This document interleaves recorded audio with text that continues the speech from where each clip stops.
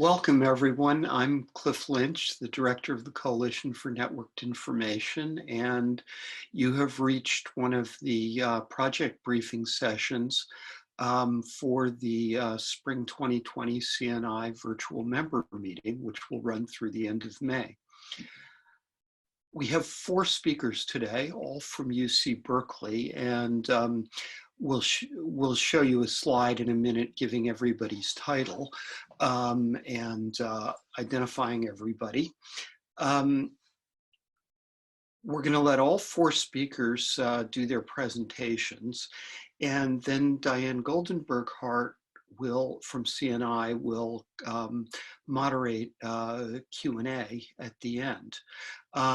There is a chat box, and we will be putting out a few URLs in there, and feel free to use that. There's also a Q&A tool down at the bottom of your screen, which is probably the best way to raise questions. And feel free to ask questions at any point during the presentation as they occur to you. We'll address them all at the end, but certainly don't hesitate to put them in as they come up. Now let me introduce the topic here very briefly. One of the things that is extremely high on the agenda of just about every research institution that I talk to is developing a good institutional strategy, which is going to involve multiple players around the institution, and the particular assortment of players varies quite a bit from institution to institution. In order to address research data science. Berkeley has been one of the leaders in this area. They were one of the participants in the Sloan Moore data science work, for example.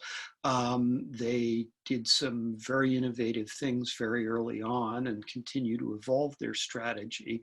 And so I'm really, really pleased that we can have this team from UC Berkeley to give you a set of perspectives on their pioneering work in this area, which I think is going to be of great interest. So with that introduction, let me thank you for joining us. Let me particularly thank the participants from the panel from Berkeley. And without using up any more time, Salwa, I will turn it over to you. Great. Thank you, Cliff. And hi, everyone. And a big Zoom welcome from the sunny Berkeley, as you can see from our backgrounds, or you will see as we continue to talk. Though in reality, it is drizzling here and it's a little cloudy. But that's what Zoom is, right? It's a virtual world. We can make it whatever we want it to be. So today our topic is infusing data with compute, developing and advancing an institution-wide strategy around research data science. The impetus for this work is we have lots of players on campus who've come together. We talk about research data, but what are we doing as a campus? We wanted to share some of the work that we're doing, we'll continue to do, and what we expect our solutions to be. Our speakers today are will be Shawna Dark, who's our Chief Academic Technology Officer and the Executive Director of Research, Teaching, and Learning. And let me tell you, I have to give her a big kudos because while she's coming in this presentation with us, she's simultaneously putting out fires around Canvas and academic learning and all instructional resilience you can imagine that most of our universities have been thrown into. Myself, I'm Salwa Ismail. I'm the Associate University Librarian for Digital Initiatives and Information Technology. I'm also the Associate CIO for UC Berkeley Libraries. And yes, we're also managing, like most libraries, how we're going to work through providing instruction and research to our faculty, staff, students, while we stay sheltered in place. We're still sheltered in place at our county and our city. And then we also have Anthony Suen, who's our Director of Programs at the Division of Computing, Data Science, and Society, CDSS for short, because we're not calling that long. We're not using that long name, Anthony.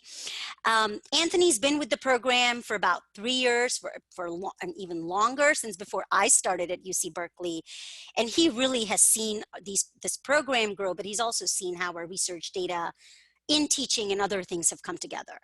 And then finally, we have Ken Lutz, who's our Interim Director for Research IT and the Co-Director of Berkeley Wireless Research Center. And one thing I'll say about Ken is that he and I started the same day at UC Berkeley in our positions, though Ken's more familiar with UC Berkeley than I. So at this point, just to give you an agenda, we'll initially start off with what are the opportunities worldwide that have actually made us realize that there's something we can do? And while we call it a problem, it's really not a problem, more like an immediate opportunity that we need to act on. From there, we'll discuss some of the key players in the landscape and the roles that they have played and that they've pivoted to playing to make sure that this opportunity gets realized on campus. And finally, the requirements and concepts that are needed to make this opportunity come to life, and the solutions that as a campus we're exploring and we're looking to emerge forward with. So at this point, I wanted to talk about an article that was published in 2018 in The Atlantic. Since then, it's been published in a lot of different places, which literally says the scientific paper is dead. What's next? And that's a big deal, because as more sophisticated science becomes, the harder it is to communicate the results. Yes, you can have your data files in one place, and yes, you can have the published paper, and you can talk about it. But again, can your data be realized with just a paper? So, however, we like to think of it in a different way. We like to think of it as the scientific paper reemerging on steroids. But what can this reemergence be attributed to? And our guess and our money and our campus, and based on the work we've done, is interactive computing. So the steroid that's feeding into this reemergence of the new scientific paper, and the way it should be, is interactive computing. But what again is this opportunity called interactive computing? And many of you might know this, but just to repeat, from fields that might not think they have anything to do with interactive computing, such as digital humanities or agriculture, precision agriculturing, or even a field like climate analysis and management, or of course, data science, the obvious. It's basically, we're having to learn the need for how these fields can actually be supported by interactive computing, how interactive computing can actually help them enter into an era where large, complex, research-based organizations like ours need to scale up to provide this support with data. And basically need to scale interactive computing with data to the entire organization. It's not appropriate. It's not scalable. It's not an enterprise solution. If I'm doing something for one faculty member and I have to redo it all over again for another student. So how do we do that actually, though, in a collaborative, secure, and a human-centered way? And we think the answer is in Jupyter. But just to take a step back here, I would like to put in a plug. Fernando Perez, who's currently an associate professor of statistics at Berkeley University. I'm so sorry. I moved to Berkeley about 9 months ago from Georgetown University, so I'm still adapting a little. But at UC Berkeley, and he's also the co-founder of Project Jupyter. Basically, interactive computing, as we say, is a program that runs. The user is writing, running, and tweaking the code while on the fly, interacting with the results, making changes to their code, bringing in their data, changing their data simultaneously, going back and forth. So it's basically the back and forth between human interaction, human authorship, and the code that the computer is running. So as you can see, using a Jupyter notebook, this is a simple example, but you can tweak, you can change your code, you can change your fixed points, and your results will actually be different. If you realize, if as a researcher, you realize this, you're not importing the right libraries, you've made some errors, on the fly, you can make the change, you can see what your result sets are, and see if that is what you had wanted to do. So Jupyter is a perfect example of interactive computing. Project Jupyter is actually a spin-off from IPython, and Jupyter Notebook is just a set of standards that uses open interactive computing in the backend. But then what is Jupyter Hub? That is something that our university has really scaled towards, and we'll talk a little bit more about it in the next few slides. The good thing about the Jupyter Hub, basically what it is it serves up several Jupyter notebooks at the same time to multiple users in a pre-configured environment. So as a user, you don't have to worry about the versioning, the libraries that you've installed, authentication. So as a user, you could log in with your university's authentication. We call it CalNet ID here, but whatever your net ID password is, spin up an environment, spin it down, interact with your data, move your data around, and make it portable. Make it so that it's portable. You don't have to worry about, oh, I'm running this on this computer. Can I spin it up from another computer? Oh, now I'm home and I left my laptop at work since we were shelter in place. And how do I work on this? So Jupyter Hub has actually shown us, and projects around Jupyter Hub have actually shown us how interactive computing can be delivered at a national scale using cloud computing technologies if done the right way, which makes the user environment around research and the compute more with curated tools, more scalable and more portable, but also more customizable. And how can we actually do that? How have we actually do that? And how are we planning to continue to do that? Will be explored in the next few slides. I'm now going to turn it over to my colleague, Anthony. Oh, one quick thing before I turn it over to Anthony. So what we're trying to show is how the paper, the physical handwritten paper, evolved to a PDF, which is a more closer version to the publishing that we're seeing these days, and how actually interactive computing is making it the new paper, the new scientific paper of today. And now on to Anthony to explore the next steps. Thank you, Salwa. Now that you heard this amazing promise of interactive computing, I want to give you just some quick vignettes about how it's being utilized at Berkeley and the surrounding ecosystem for higher education, for research, and publishing. Next slide, please. So our first example is the Foundation of Data Science class at UC Berkeley. It's quickly becoming the largest class on campus, and it serves well over 1,500 students. You can see this auditorium at Salwa Dark Hall. It can fill several thousand students, and the lectures are massively popular. Now, the question might be, how do you run this class, provide the computing resources for so many students? Our answer is our campus Jupyter Hub, which is called Data Hub. And what it allows us to scale so quickly was essentially just instant login through the CalNet authentication. And you don't have to do any setup at all, downloading any piece of software or downloading assignments. The assignments are just one click away, essentially. So all the students do their labs and their homework on this computing platform. Same thing with the grading and sharing of information. And this really has profound impacts on the campus. I mean, this has become one of the bedrocks of undergraduate education, has really exposed so many more students to computing, statistics, and data science. And it's really allowed essentially evolution and thinking about how do you embed these tools in other types of courses too, which I will talk to you about a bit later. Next slide, please. So originally, Jupyter and Jupyter Hub in some ways has been designed around researchers in mind. And one of the really powerful use cases we've seen is at the Lawrence Berkeley National Lab just up the hill from Berkeley. And it has become, Jupyter Notebooks has become kind of a standard for researchers across various domains at the lab, whether it's in biology, genomics, to physics and energy, to really manipulate and visualize and collaborate with other researchers on data. So Python has become kind of a common solution for all these scientists to work together and solving data science challenges, large and small, big data to small data sets. And it has really allowed for this explosion of innovation and across the sphere. And it's not just the lab, of course, it's across campus too. Many researchers are using Jupyter Hub. It's also widely adopted in industry and even nonprofit foundations such as the Chan Zuckerberg Institute. Next slide, please.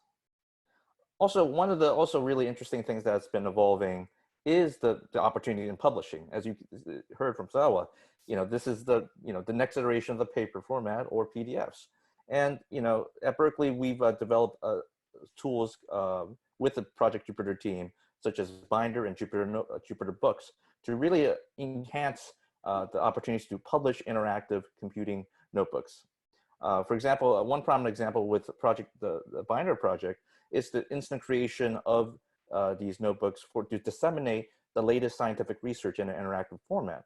The example here, and you saw in some earlier slides too, was the discovery of gravitational waves. Instead of just reading on over paper, researchers across the world and the public can really see the data, play around the data, understand how the researchers were able to understand what was happening. The next example is the Jupyter Book.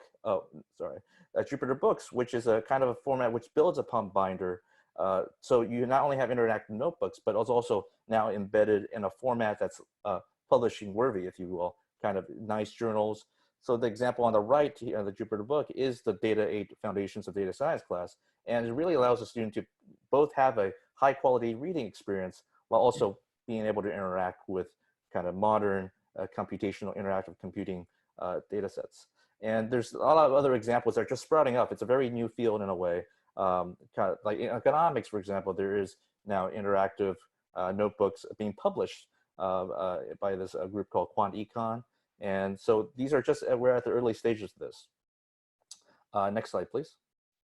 So again, as Salwa already mentioned, this is really, interactive notebooks are really having a transformative effect across so many fields: data science, bioinformatics, precision medicine, the list goes on, and even digital humanities.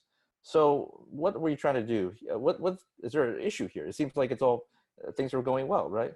Next slide, please. So the problem is really, again, is with this exploding demand. And as we, so next slide, please, is really how do we manage as a campus to deal with this explosion in demand? And frankly, based on what we've seen, very few campuses have figured this out. Probably no campus has really figured out to holistically deal with kind of interactive computing as a whole. So I'll pass it on to Shawna to explain what Berkeley's thinking about in terms of to meet this challenge and opportunity. Thank you, Anthony. So one of the challenges that we have on the Berkeley campus is that it's a highly decentralized campus. And as Anthony stated, the idea of interactive computing is exploding on our campus. And as a result, there are a bunch of different units that have evolved and are providing different services around data and compute. We have the CDSS, the Computing, Data Science, and Society Division, which is a new division at Berkeley, which is an interdisciplinary division focused on data science that Anthony was speaking about. We have DLab, which is a center that provides services around data and analytics and training around software for social science. We have Research IT, which is embedded in research teaching and learning, the unit that I oversee. We also have a really great partnership program around research data management with the library and other organizations across campus. Berkeley Library has lots of data guides, consultation services, and then we have One IT, which is basically represents our campus IT units that really provide administrative and business services across our campus. But we're finding that they are actually really valuable as we start to pursue a more strategic vision around how we can support data and compute with regard to research and instruction on our campus. Next slide, please. So creating a campus strategy is really critical for all of us. And the campus has made the leap in articulating an institution-wide strategy around the formation of data science and the new division on our campus. Various campus units have seen an infusion of new knowledge, participants, discussion forums, community of practice, and we're all learning from each other. But I think one of the key things that's been happening is that many of our units have new leadership. And so change is really being spurred by this shared purpose of reinventing IT. And there's conversations that are happening now that I think were conversations that weren't going on before, and we're super excited about it. As evidenced by this presentation and having all of us here working together. Next slide, please. So the campus has created and identified values associated with data and compute. And those values are sort of three that are really critical, I think, to this discussion as well as to the strategy that we're building on our campus. And the first is that we're really looking and recognizing that data and compute is happening across domains, across different disciplines on campus, and that we really need to embrace all the diversity of applications and needs across these different domains. We also have a really clear collaborative vision, the idea being that we work as a team to help identify what the next steps are for our campus and how do we share resources to reach those steps. And then finally, we're very interested and focused on supporting scalability. And when we say scalability, we're really referring to the very normal practice at UC Berkeley, where we have people who are innovating in absolutely incredible ways. And the challenge for us has always been, well, how do we take, and this is true everywhere, how do you take these unique innovations and really work on scaling them out so that they're beneficial to our campus as a whole? So that's, all three of these are values and things that we come together on and that we agree upon and that we focus on as we start having discussions about a larger strategy for our campus. Next slide. So research, teaching, and learning is a unit that I oversee, and this unit is a really expansive unit and includes our Center for Teaching and Learning, which is professional development for faculty, digital learning services, which includes online course conversion.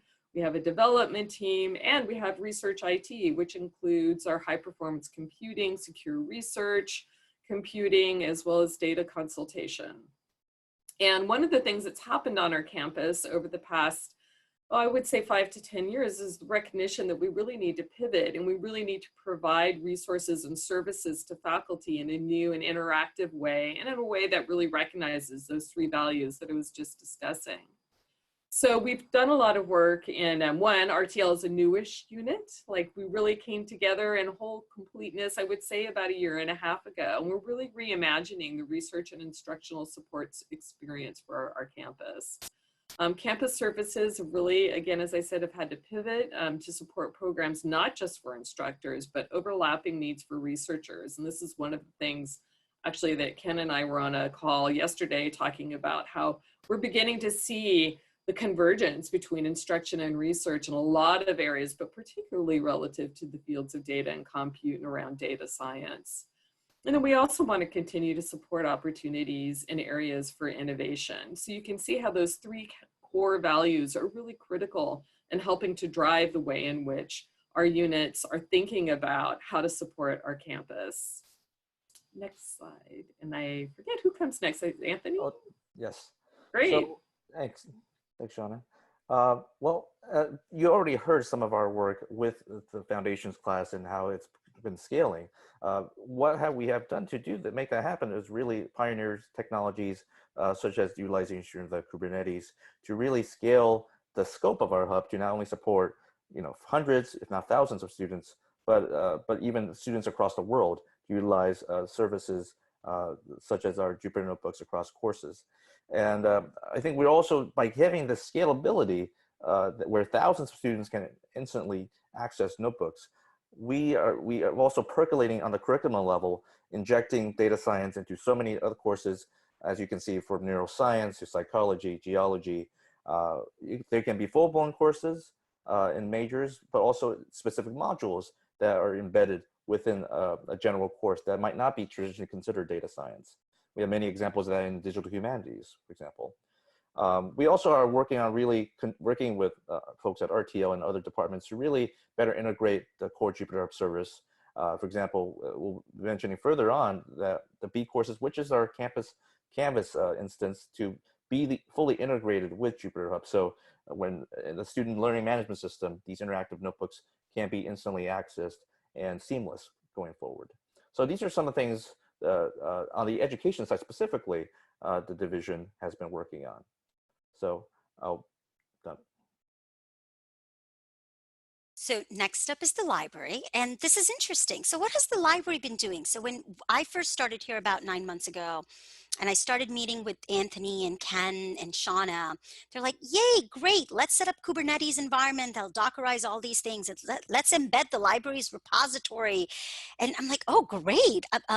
But Library has also had to pivot. So libraries in general, we've always been the repository for data access and data deposit. We buy data sets, we make them available.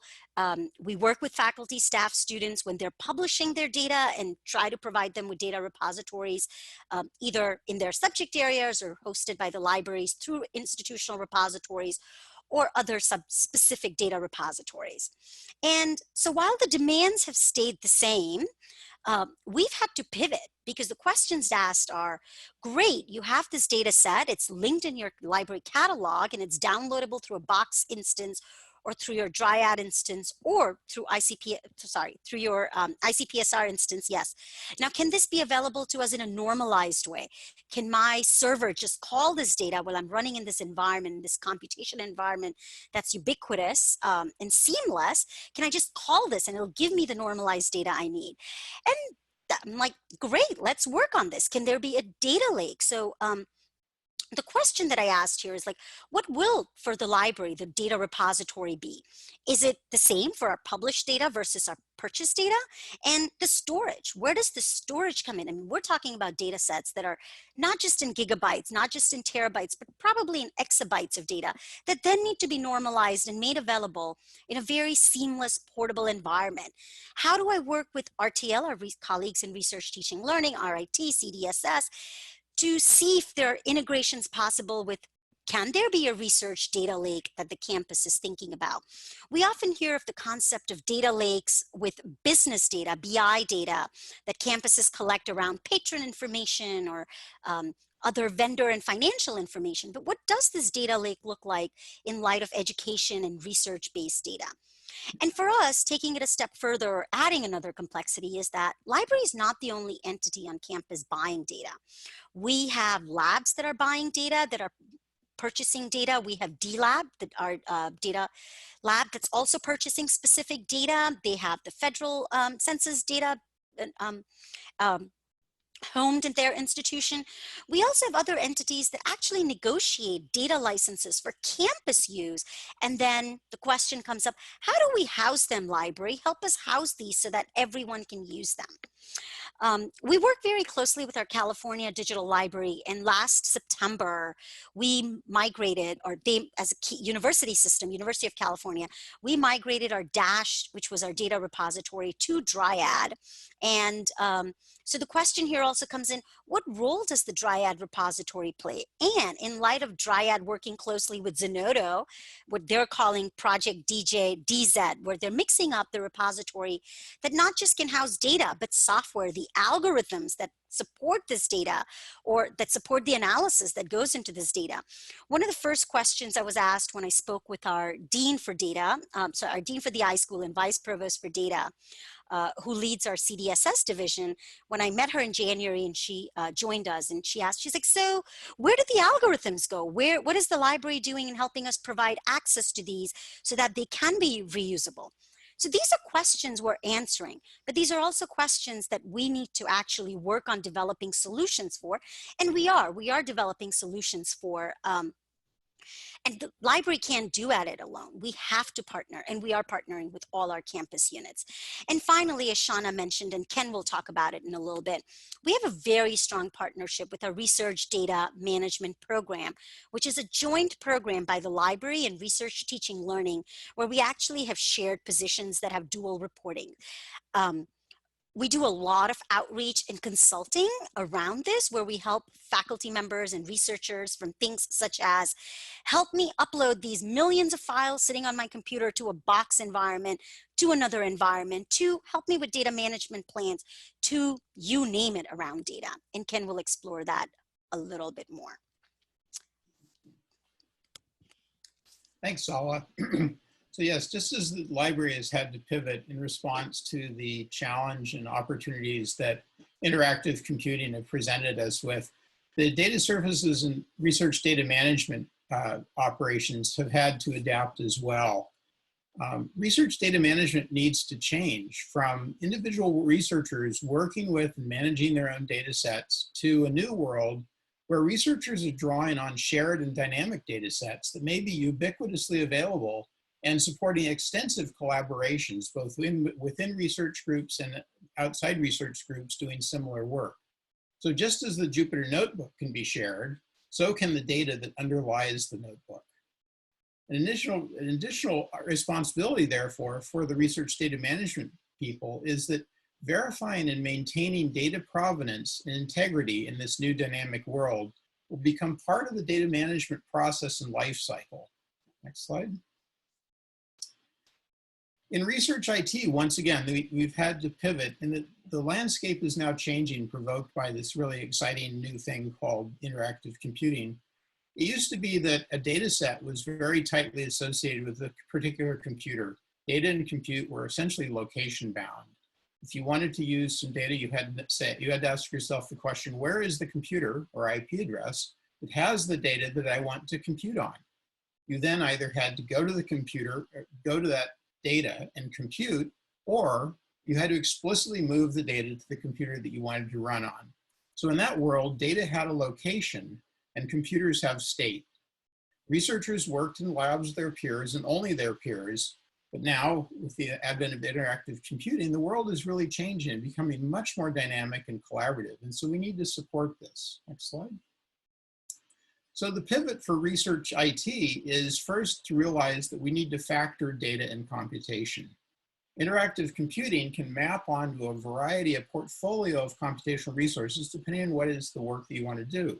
We have high performance computing clusters, both on premises and in the cloud. We have secure computational resources for sensitive data, and we have virtual machine environments. The computers in these worlds are both stateless and fungible. Data sets, on the other hand, are ubiquitously available and map in a similar and agile manner to support this interactive computing. So we want data to become locationless and yet readily available. Next. I'll jump in here. Yeah, thank you. Thanks, Ken.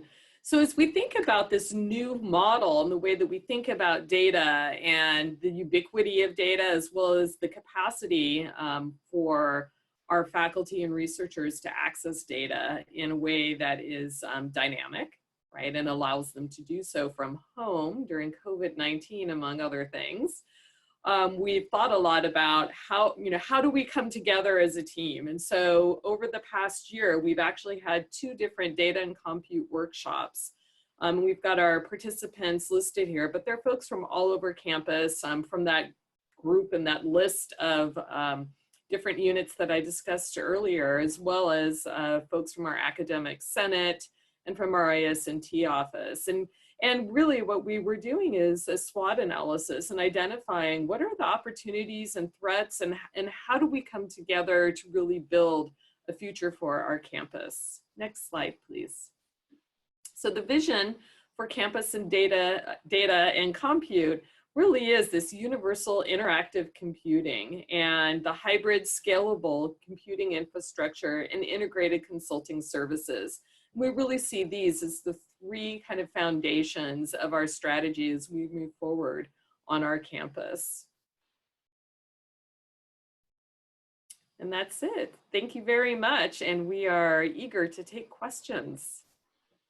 Thank you. Thank you so much to all of our panelists. Very interesting model. I think probably raised a lot of really good questions. In fact, we had one question come in during the presentation that Shawna weighed in with. That was from Jesse, who asked if the department is part of the library, and the department I believe he was referring to as RT. Research, Teaching, and Learning. Yeah, I think that's what you were referring to, Jesse. And we are actually located, I directly report to the Vice Chancellor of Undergraduate Education. And I have a dotted line to into IS&T. Okay. All right, great. Thank you so much. Thanks for that question, Jesse. And Shawna, thank you so much for clarifying. And just to remind everyone, there is a Q&A box. You're welcome to use the chat box. There's also a Q&A box if you want to type in your questions there. And a member of the panel will be happy to respond. And we have plenty of time for questions. While we're waiting for folks to type in their questions, I just want to remind everyone that this webinar is part of CNI's ongoing Spring 2020 virtual meeting, which we still have a couple of weeks left to go. So lots of great offerings still on the horizon. And I just shared with you there the link to the schedule for the upcoming webinars. We hope that we'll see you back here for some of those offerings. I also just want to point out to everyone that we did just early this week add a wrap-up closing plenary with Cliff Lynch that will take place Friday, May 29th. So if you haven't registered for that, please join us for that final session. I was curious to ask, oh, before I ask my question, let me switch over to Mackenzie Smith. Mackenzie has a question. Hi, Mackenzie. Her question is, has the need to deal with 100% remote teaching affected your plans for this integrated service next year? And how about the shift to remote research? Shawna, would you like to start with that, or do you want me to take it? Yeah, you know what? I think that's such a difficult question to answer at this time.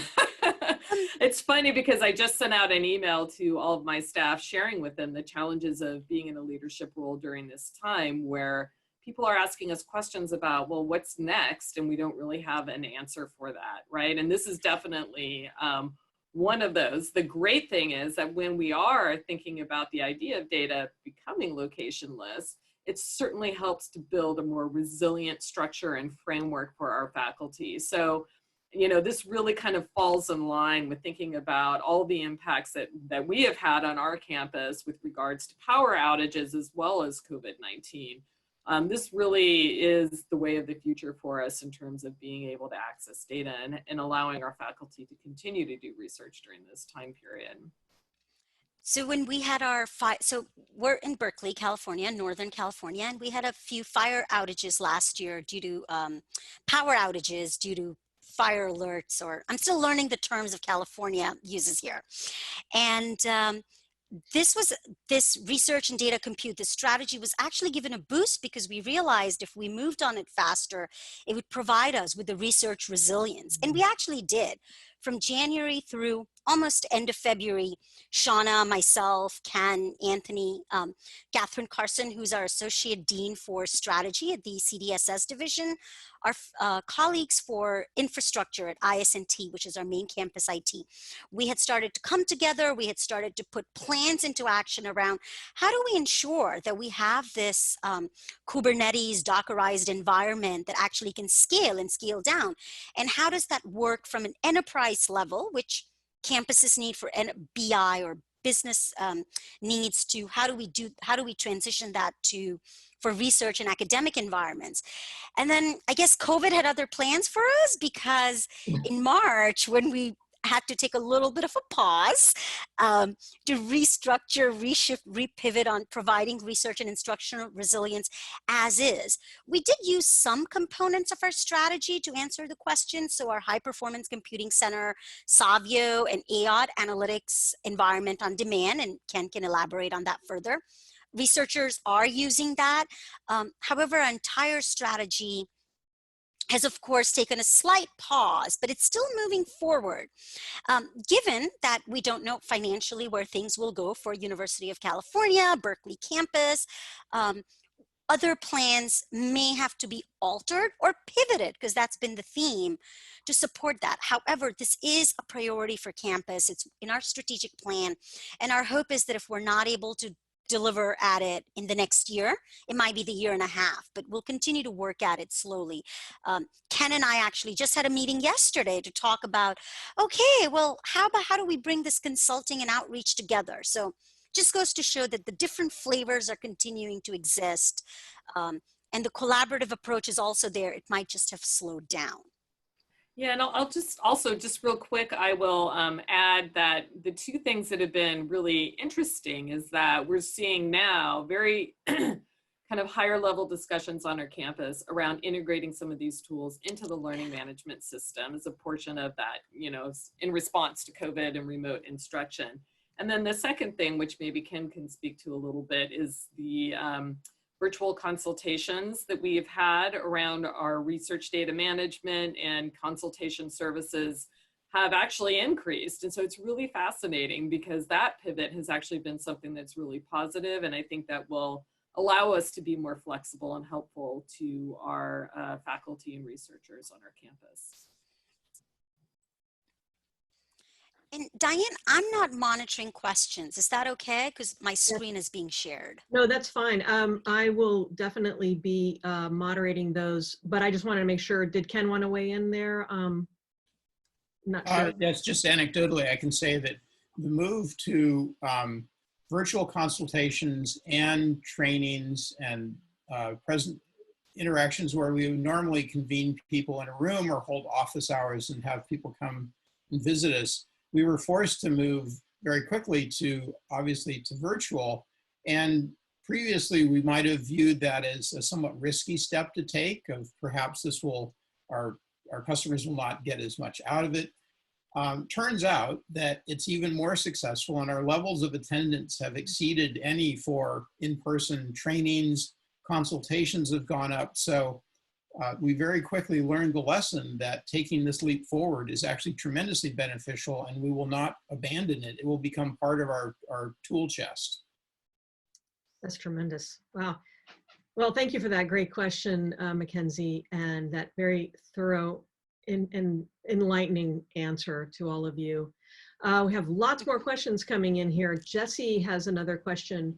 For the data management slides, can you please provide an example, real or hypothetical, of the shared dynamic data sets to be ubiquitous and collaborative? Sure. One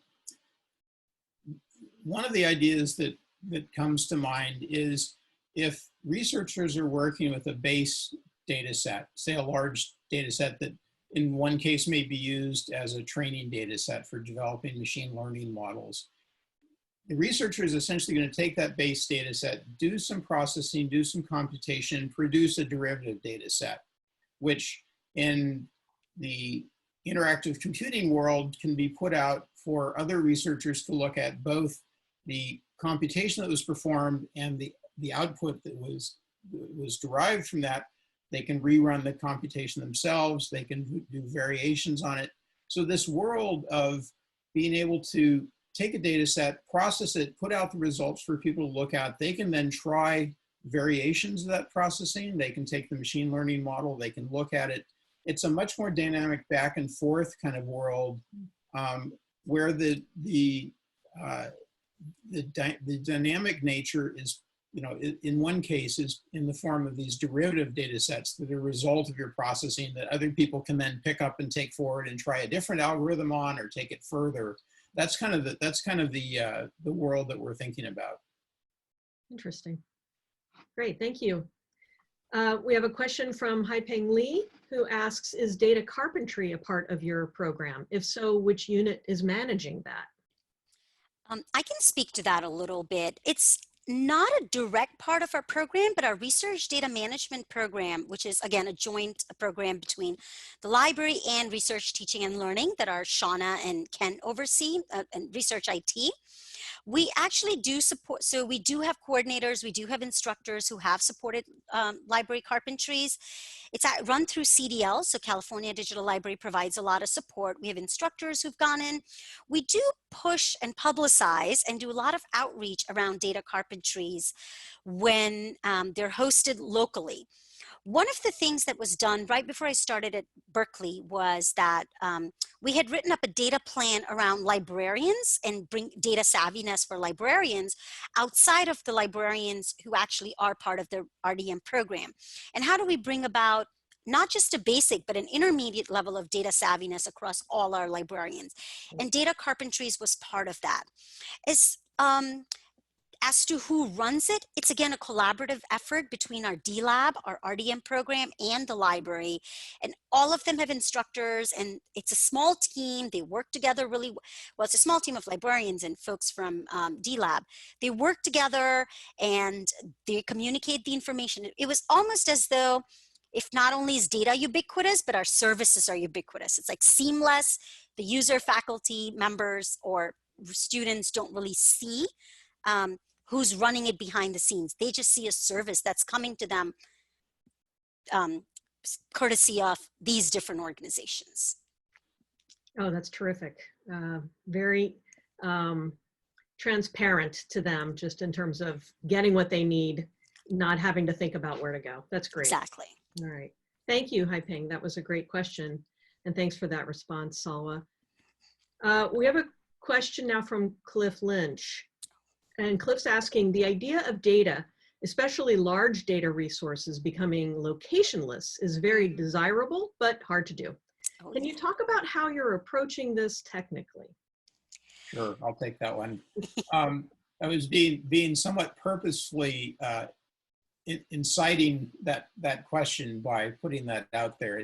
It is in locationless data is really, it's the dual of ubiquitous computing that we used to talk about back in the day. So the way that I think about some of the elements that make this technically possible are, for example, having data be assigned globally unique IDs to identify a data set, and then providing overlay networks to route within, for example, a data lake or some sort of data environment where you have an object store looking for that globally unique ID. In addition to that, especially for large data sets where you say, I'd like to make this ubiquitously available, you want it to be available by its globally unique ID, but you also want to start to provide facilities like caching so that everybody's not copying the same data set down to their local computer. Perhaps you're only pulling in the portion of the data set that you need. And then if you're reusing it, your cache gets another hit. But ways that you can let data reside in a data lake that doesn't have any particular location, but yet you can hide the latency that would otherwise imply. So it's a multifaceted solution, and it's not, this is not a done deal. This is something that researchers have been working with at Berkeley and the RISE lab. Companies have been started around this idea. So it's a work in progress, but we have made some interesting inroads in overlay networks to let you locate globally unique identified data, similar in flavor to what's done with content-centric networking, but without a bunch of the caching. The content-centric networking has flavors of what we imagine. But this is definitely a work in progress, and it's aspirational, but we think it's the right direction to go.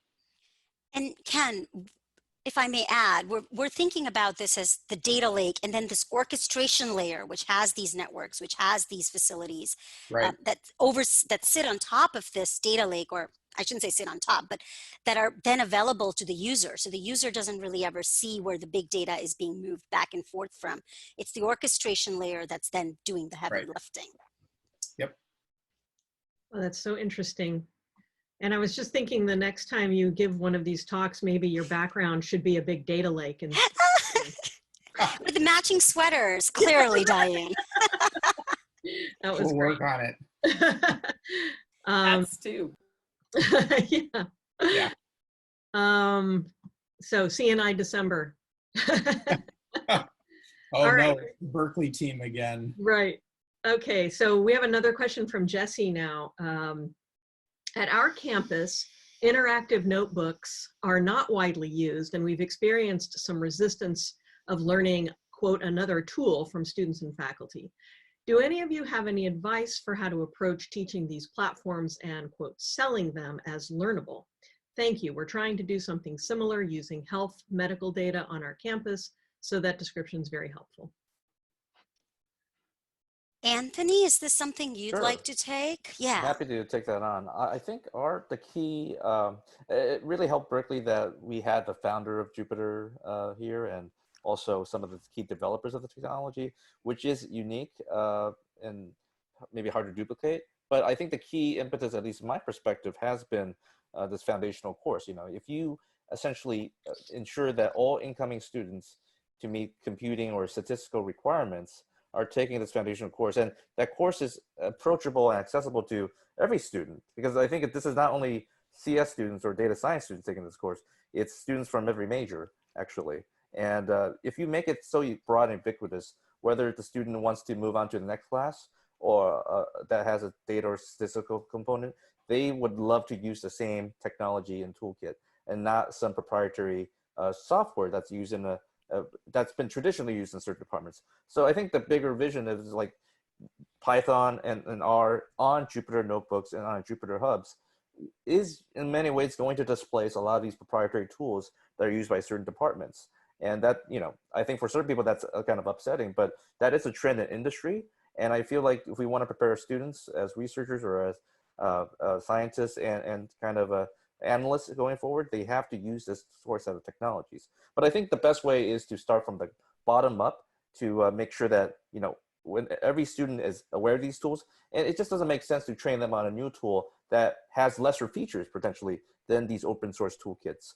So that's for us is really, for me, I think that's a key mobilizing message. So that potentially is difficult too, to create such a course.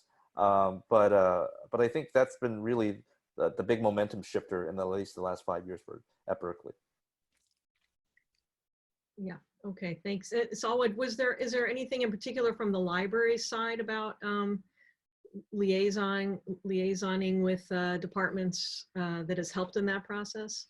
So as Anthony mentioned, the Data 8 course, the foundations course that we do, which is the second largest course, growing course on campus, the way it has helped us, so I'm giving a little bit of context before I answer your question directly, Diane, is that, as we said, we have students who come in from social sciences. We have students who come in from all different departments. These aren't students who are just in data science or just in engineering or electrical engineering. EECs is what we call them. They're across the board, biology, health, non-health courses. So where the library comes in is we actually partner with Data Peers. Data Peers is a student-to-student support service for students doing data analysis, data questions, anything related to anything around data. But because the course has already laid foundational work around Python and using Jupyter notebooks, that's where people come in with their questions. How do I do this analysis? And this Data Peers consulting is actually run out of the library, supported by CDSS and their students, and they run the program. We provide the support. But then our librarians and our consultants, who are not librarians, are consultants in research IT, our consultants from research data management, and our librarians who are part of this consultant group, outreach and consulting. When we get questions around data support, data analysis, we actually do promote the use of these interactive computing tools, Jupyter Hub being one of those, because we actually have access to it. We have the tools, the configurations that have already been set up. Again, before I started, I have to keep reminding myself, I've only been here 9 months. We were actually working on a few of our librarians, our data librarians, actually working around Python and Jupyter Hub and providing that interactive support to our users.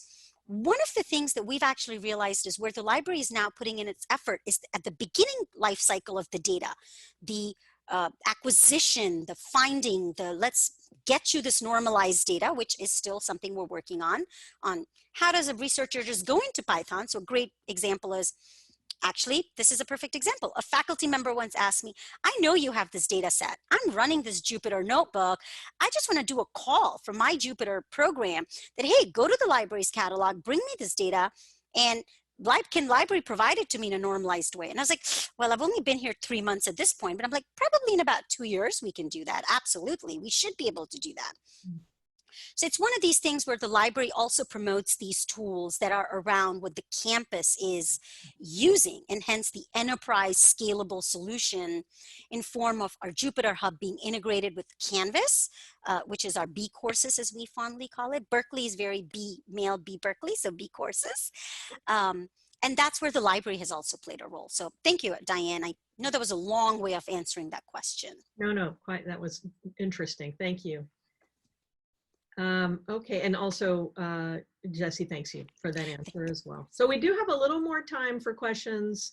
If you'd like to type those into the Q&A or into the chat, if you have comments, if you're working on a similar model or aspiring to a similar model at your campus, this would be a great opportunity to chat with folks who have a lot of experience doing this. And I'd also like to point out that we have the option in this environment to unmute attendees' microphones. So if you'd like to make a comment live or ask a question live, please just raise your hand, your virtual hand, and that will signal to me that you would like me to unmute you, and feel free to do that.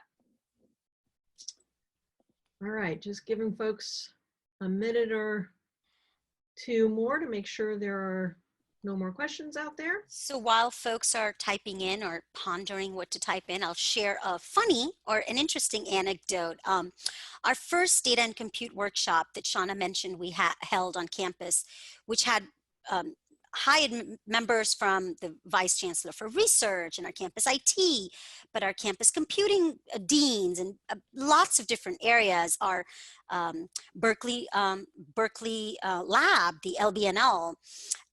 It was the first day that Shawna started, and Ken and I actually planned that in a way. So we're like, all right, great. This will be a great way to welcome Shawna. Let's throw you into this workshop where we're all brainstorming how to make data and compute happen within the first year of you being here. So I still remember that date so vividly, Shawna, because that was your first day. And I had only been there 3 months before you started. Yes, your first meeting. Oh my gosh, that's great. We do have a question from Mackenzie Smith.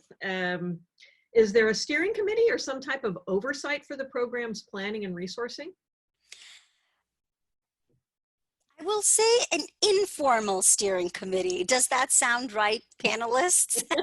Are we looking at it? So it's mostly, it is, as we said, a purely collaborative effort. It's Shawna, myself, Ken, Anthony, Catherine Carson, who's our Associate Dean for Strategy at Division of Computation Data Science, Jen Stringer, who's our Deputy CIO, and few other colleagues from across campus. We meet and we move forward. But for the most part, the driving force so far has been Shawna, Ken, myself, Anthony, and Catherine. I'd say we're the core team leading this forward, talking about what kind of budgetary decisions we need to make.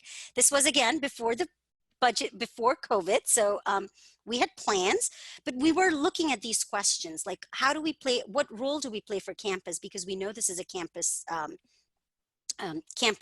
priority. How do we ask budgets? How do we ask for money from Cal Hall, which is our California Hall? How do we move this forward and then bring in our deans? So my university librarian, Jeff Mackey Mason, Jennifer Chase, who's our vice provost for the division, and then Shawna and Kathy Koshland and Larry Conrad, who was our CIO, and Jen Stringer, who's our deputy CIO. Shawna, did I get that right? Okay, great, thanks. And another question from Cliff now. One point you made early on in the presentation is that we might think of Jupyter Notebooks as the modern version of the scientific paper. What kind of uptake are you seeing in the scholarly publishing world for this idea, and what infrastructure is the library developing to support these developments? Oh, that's a tough one. I knew that would have come from Cliff. The uptake that we're seeing at Berkeley, and please, Anthony and Ken and Shawna, jump in as appropriate, is that we're actually seeing faculty ask for this. There's this amazing little video that talks about how someone wants a data, and it's a funny video, and maybe later on I'll share it with some of the members of this group.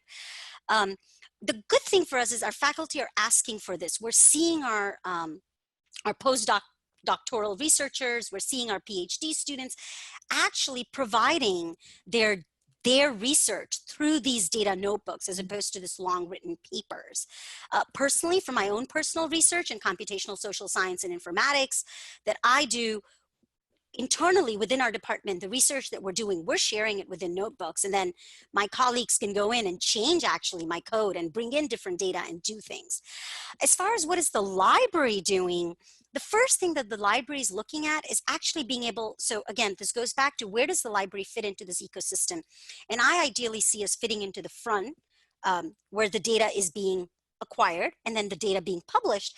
And I see actually this publishing happening at both ends. I see it at the beginning where we have this environment available for them where this published data can then actually be accessed by users or reused through this in their scientific papers without coming to the library or coming to the library website and downloading it and then moving it somewhere else and then automatically publishing it right back into the library. In terms of where we are, we're trying to make this strategy work. We're in conversations with CDL around how can we actually expand this or see what integrations we can do within their easy ID, so their unique identifiers, as Ken was talking about for this data lake, with the Dryad repository that we actually have access to, but making it just for our campus, we've actually started thinking about what could a repository be if the repository is in name, and the reality is that it is actually just a data lake, and the user doesn't care what the name is, if the name is Dryad or ICPSR. I'm just throwing out names right now, but name, or if it's a data lake and the user just knows this is where they can go. So what the library is doing is we're trying to work very closely in partnership. We know we can't do this alone. So I know I call in Ken all the time, and Ken's like, yeah, let's think through this. And Shawna and other members of our campus, so Walter and others who are my campus partners at IS&T. How do we think through this? And this actually happens a lot at that informal group when we're thinking about moving forward in this, in this strategy. I know I don't have exact answers because we've only had like 2 months to work through this thing since January, February, before we were pushed back a little bit, but we're hoping that when we come back with matching sweaters and a data lake in the background, we'll have more concrete examples to share, Cliff. Right, you heard it here. You heard it here, folks. Back to CNI, December 2020 for data lake, hats, and more. All right, that was terrific. Thank you so much. Seeing as how we are now beyond the time allotted for the webinar, I'm going to thank our panelists one more time for this fabulous presentation, all of our attendees for joining us today.